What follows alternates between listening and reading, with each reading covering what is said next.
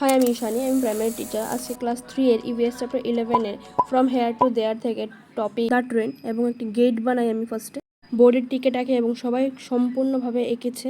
এবং mid day মিলে যাওয়ার পর আমি ওদের টিকিটের নাম্বার এবং সিট নাম্বার অ্যালট করি এবং খাওয়ার পর ওরা সিট খুঁজে সিটে বসে এবং বাকিদের হেল্প করে এবং আমাদের একটি ম্যামও ওদেরকে হেল্প করে।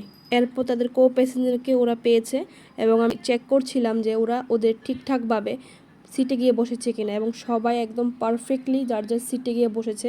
এই অ্যাক্টিভিটির দ্বারা ওরা ট্রেনে 24 আওয়ারের স্টাইল বুঝবে এবং লোয়ার আপার মিডল বাথ সম্বন্ধে ওদের আইডিয়া হবে। এগুলো কি কিসের টিকেট?